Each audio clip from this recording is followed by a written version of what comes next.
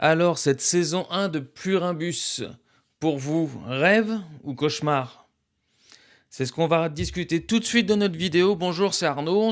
On se retrouve pour faire la vidéo d'analyse ressentie de la saison 1 de Plurimbus, donc série sur Apple TV, qui a eu un énorme succès. Je crois même que c'est la plus grande série en nombre de vues sur Apple TV. Donc évidemment réalisée par les réalisateurs de Breaking Bad et Better Call Saul. Donc évidemment série que beaucoup attendaient. Alors première approche évidemment, on retrouve la patte de ce qui a fait le succès de Breaking Bad. En termes de réalisation, en termes de film, en termes de plan, en termes de tout ce qu'on veut, on retrouve vraiment la touche. Alors, il y en a qui aiment, il y en a qui n'aiment pas. Moi, évidemment, gros fan de Breaking Bad, j'adore ça. L'histoire, donc, et c'est là où, déjà, première chose, moi, qui m'a un peu surpris dans cette série, c'est, pour ceux qui ont donc Apple TV, qui pourront regarder, c'est le descriptif de la série. Sur Apple TV, ils nous mettent alors que le bonheur menace la Terre, tous les espoirs reposent sur le plus malheureux des humains. Alors moi, quand j'ai lu ça la première fois, je me suis dit ouais, c'est quoi ce truc, c'est pas terrible. Mais en fait, quand on regarde la série, c'est absolument pas ça. Moi, je sais pas ce qu'ils ont fait dans leur description de série, mais on a l'impression que c'est un peu un truc cucu, un peu, je sais pas, oui, alors que le bonheur menace la Terre, tous les espoirs reposent sur le plus malheureux des humains. Bah, c'est pas du tout ça, en fait, la série. Quand on la regarde, on parle déjà que le bonheur vient d'un virus. Déjà, c'est pas quelque chose qui est normal, qui est inné. Et le plus malheureux des humains, en fait, c'est juste un homme normal. Là, j'ai pas compris trop le truc. Là, j'avais l'impression que c'était. Alors, c'est peut-être moi. J'avais l'impression que c'était une phrase un peu de propagande. Vous savez, comme, alors je sais pas s'il y en a qui ont connu ça, mais quand parlait des partis communistes et tout ça, ils nous disaient toujours, voyez, nous on est tous heureux ensemble alors que les autres sont malheureux ailleurs. C'est un truc, alors peut-être que ça a été fait exprès et évidemment ça a été efficace puisque moi ça m'a surpris dans ça. Mais après, évidemment, moi j'ai trouvé que ça ressemblait absolument pas à la série. Là, on parle d'un virus qui contamine tout le monde pour que tout le monde ait en gros une seule et unique personnalité. Et donc, il y a un petit groupe de 11, 12 personnes qui ont leurs propres avis, leurs propres réflexions. Et on nous dit que donc les autres sont heureux et ces personnes qui sont elles-mêmes sont malheureuses. Ok. Donc bon, alors déjà, série super particulière. Sincèrement, je pense que c'est une série qui dérange un peu parce que évidemment le côté tout le monde il est beau, tout le monde il est gentil, alors qu'on est dans un monde quand même ultra fragilisé, ultra coupé en plusieurs communautés et tout. Forcément, c'est à contre-courant de ce qui se passe actuellement.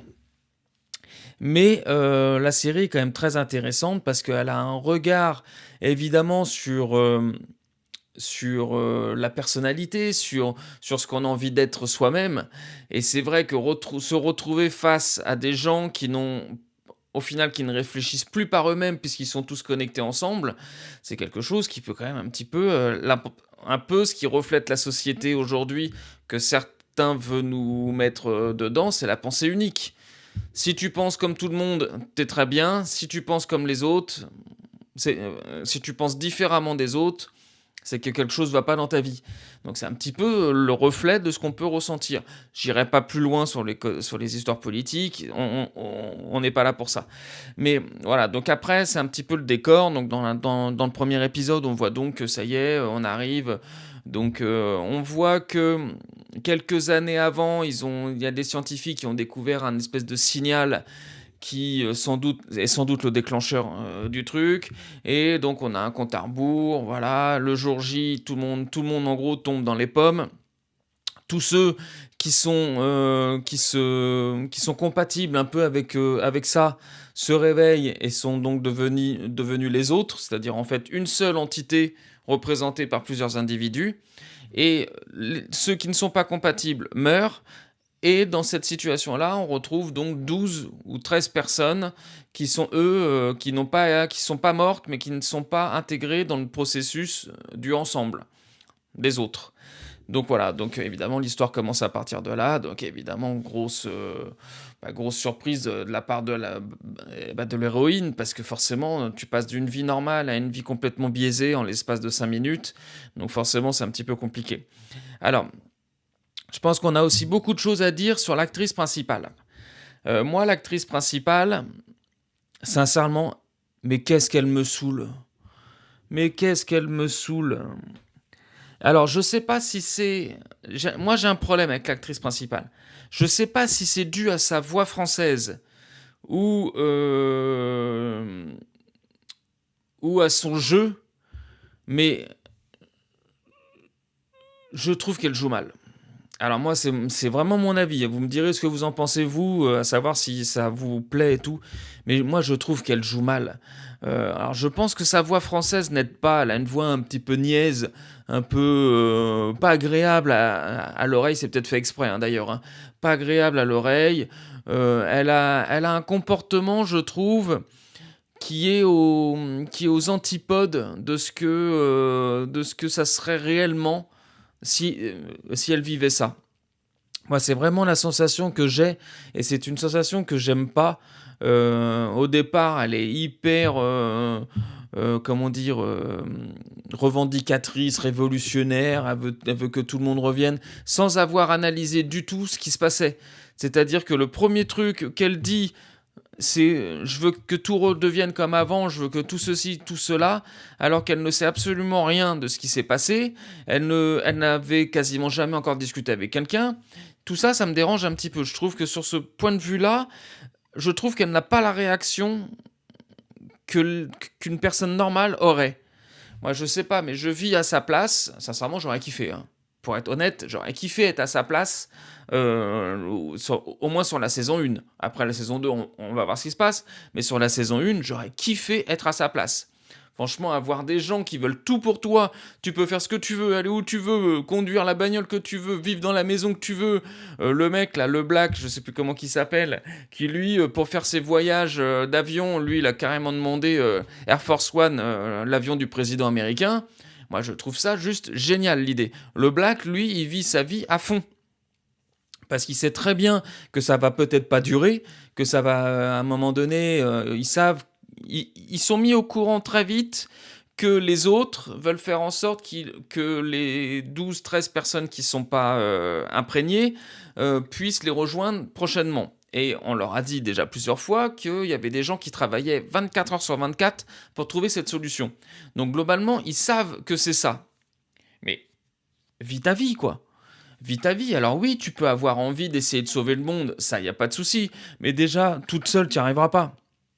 Il faut être honnête, tu n'y arriveras pas, t'as aucune notion génétique ou aucune notion de quoi que ce soit, toute seule tu n'y arriveras pas. Et elle, qu'est-ce qu'elle a fait au final?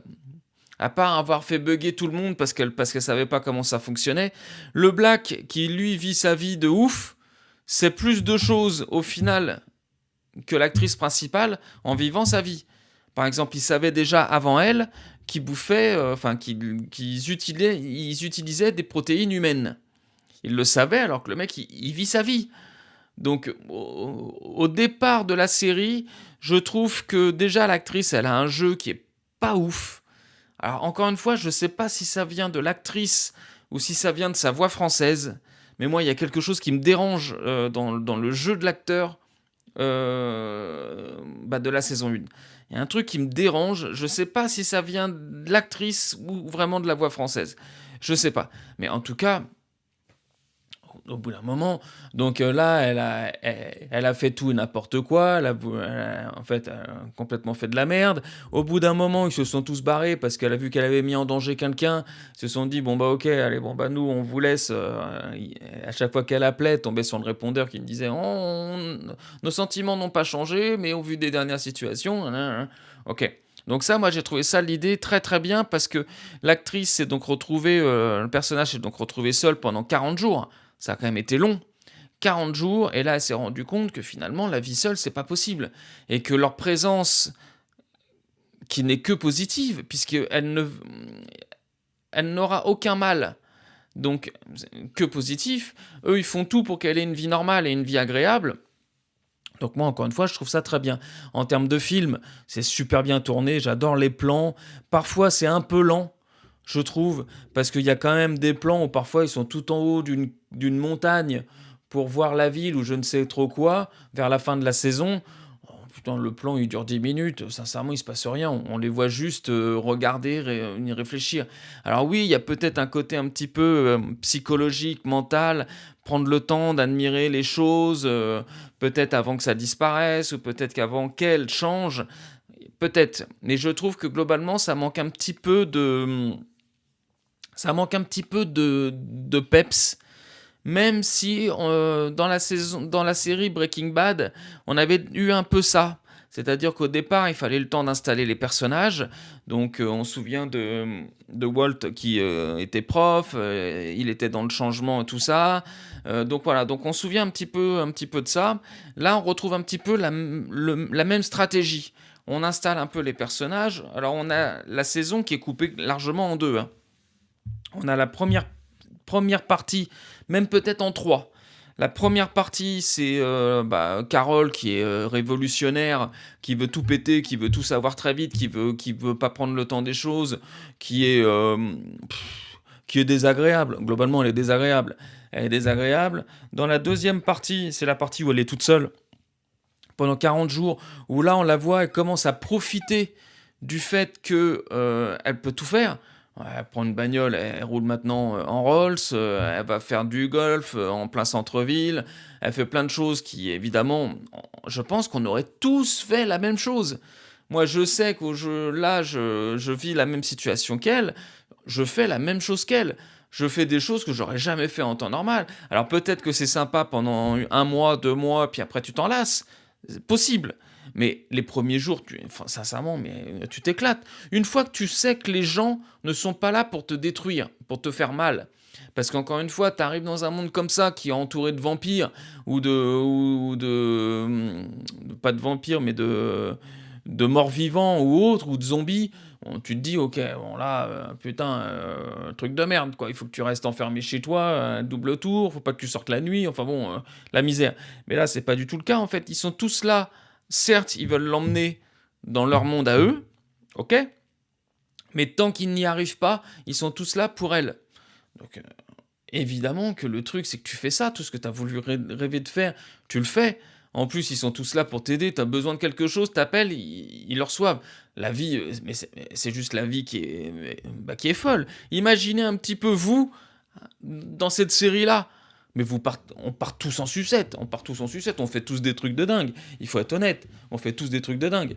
Donc voilà. Et puis la troisième partie, c'est la partie où elle crée la relation donc avec sa chaperonne, et où une relation même plutôt intime, où en gros ils font plein de choses ensemble, où ils partent au ski, ils font des week-ends, des voyages, des séjours, enfin bon, voilà. Donc là, évidemment, c'est une vie qu'elle commence à apprécier. Parce qu'elle est avec une femme qui la laisse pas indifférente. Elle peut faire tout ce qu'elle veut, où elle veut. Tout est à leur service et tout. C'est une vie de palace. Enfin, c'est une vie de milliardaire, ce qu'elle fait là. Donc, forcément, les gens, on peut qu'apprécier. Imaginez, vous êtes là, vous êtes dans sa vie et vous dites, alors moi, j'aimerais bien avoir comme copine machin, je sais pas, je veux dire n'importe quoi, Laetitia Casta ou autre. Et en fait, vous êtes avec. Alors même si sa personnalité n'est plus là, mais physiquement, c'est elle. Tu veux l'emmener, vous voulez aller vous faire un week-end quelque part, vous prenez l'avion, tout est prêt quand vous arrivez et tout. Mais c'est l'éclat total cette série, franchement, c'est l'éclat total. Moi, je me mets à sa place, ça serait l'éclat total. Après, évidemment, il y a le retour du bâton, comme on dit, à la fin de la saison 1, où globalement, sa chaperonne lui dit que leur but final, ça a toujours été qu'elle vienne avec eux. Voilà, donc ça c'est la finale.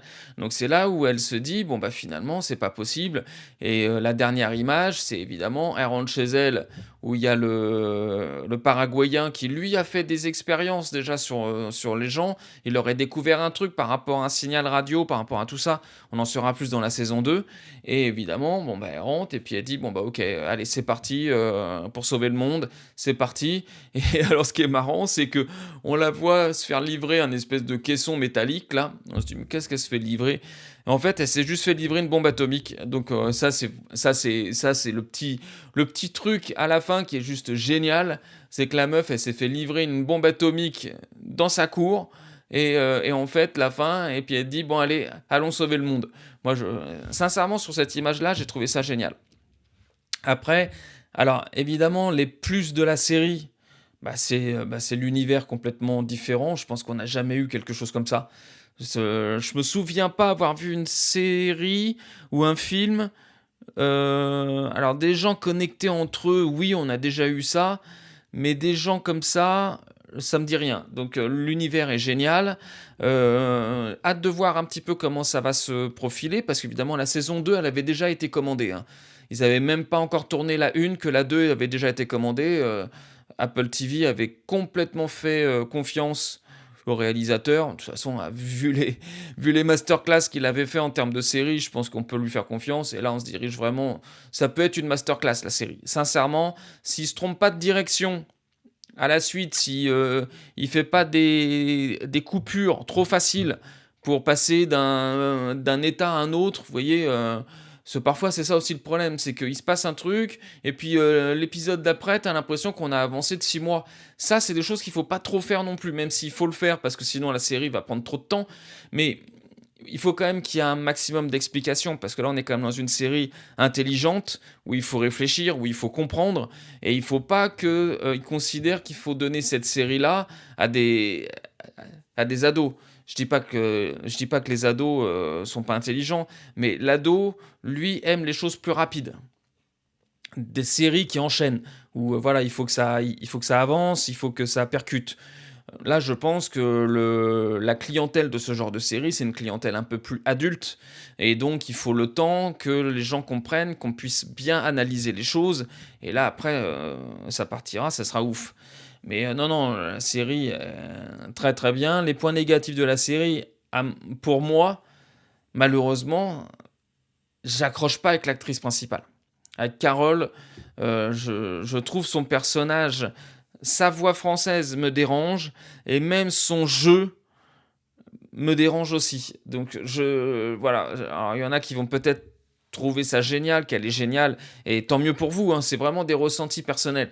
Mais moi, l'actrice principale, la Rhea Seehorn, franchement, j'ai du mal. J'ai du mal. Hâte de voir l'évolution du Paraguayen, là, je sais plus comment qu'il s'appelle, je sais plus comment qu'il s'appelle, mais hâte de voir un peu l'évolution de lui parce qu'il a l'air d'être vachement carré, on dirait un ancien militaire, on dirait un truc comme ça, voilà. Il y a des longueurs dans la série que moi j'ai pas apprécié, c'était l'épisode 7, je crois, quand le Paraguayen il part de chez lui et qu'il va aller la rejoindre donc au Nouveau-Mexique. En fait, l'épisode il sert à rien, quoi. Il sert à rien du tout, on le voit partir faire des routes. Alors c'est sympa, on a un peu un tracé comme la Indiana Jones, où on a la carte routière avec le trait rouge qui continue. Ok, c'est sympa, il visite des trucs, mais globalement il se passe rien dans cet épisode. Il arrive à un moment donné dans une forêt au Panama, on ne sait pas pourquoi il veut passer à pied dans cette forêt-là. Alors j'ai peut-être loupé l'info, si c'est le cas, dites-le moi, mais moi j'ai pas compris pourquoi il s'était arrêté là et qu'il a voulu y aller à pied. Moi, il avait une bagnole qui marchait bien, il pouvait continuer au bout, quoi. Donc ça, j'ai pas compris. Et surtout, on savait qu'il allait aller dans une forêt difficile, qu'il allait pas s'en sortir parce que tu t'en sors pas dans ce genre de forêt. Et on savait qu'il allait être récupéré par les autres en hélicoptère, en voiture ou je ne sais trop quoi. Et qu'au final, ils allaient déjà l'amener pas loin de chez Carole pour voilà. Ça, c'est quelque chose pour moi, c'est un épisode, ça a été le moins bon, sincèrement, de la saison 1, et surtout, ça ne sert à rien et on n'a pas eu de surprise. voilà, on n'a pas eu de surprise du tout. Donc, on sent que le mec, c'est peut-être un ancien militaire, il a l'air hyper carré dans tout ce qu'il fait, il prend des notes, il prend tout, il a déjà compris des choses sans avoir vraiment vu, les autres. Donc, voilà, plutôt intéressant, mais bon, voilà. Donc moi, la série, impatient de voir la suite quand même. Donc, pour votre petite info personnelle, pluriimbus, donc ça veut dire plusieurs en latin. Et la phrase latine, c'est plurinimbus en humus, je crois. C'est plusieurs pour devenir un, en gros. Donc c'est pour ça que ça s'appelle comme ça. C'est pour ça que la série s'appelle pluriimbus. Voilà, c'est en gros c'est un mot latin qui veut dire plusieurs. Et donc voilà, donc moi je beaucoup aimé la série, hâte de voir la suite. Même si évidemment, je le dis et je le répète, mais le jeu d'actrice de Carole, je suis pas fan. Mais encore une fois, voir un peu ce que ça peut donner avec le temps sur la saison 2 et à voir surtout comment ça va se formater un peu, parce que les images sont belles, c'est bien tourné, c'est agréable et tout, mais par contre, il faut que l'histoire maintenant elle tienne la route. Là, on a une première base qui est intéressante. Maintenant, on sait que les autres ont découvert un moyen de faire inhaler un produit qui les fait devenir comme eux. Ils n'ont plus besoin de faire une piqûre dans la hanche ou je ne sais trop quoi. Donc voilà, mais ils ont quand même toujours besoin d'avoir l'ADN de la personne. Donc voilà, donc à voir un peu comment ça va se passer par la suite, comment qu'ils vont engendrer ça. Je sais absolument pas quand sortira la saison 2, j'ai pas vu, mais bon, je sais qu'elle a déjà été demandée. Donc voilà, Pluriimbus devient la série la plus regardée sur Apple TV. Donc forcément, la saison 2 va arriver, il y aura même, je pense, une saison 3. Ça va être un truc qui va se faire en 3-4 saisons, je pense, même peut-être 5, on verra. Mais en tout cas, hâte de voir la suite pour voir un petit peu comment ça se passe. Donc je sais pas ce que vous en avez pensé, vous, de cette série. N'hésitez pas à me laisser un commentaire et puis à me dire un peu ce que vous en pensez. Voilà, et puis on se retrouve très vite pour une nouvelle vidéo. Ciao, ciao!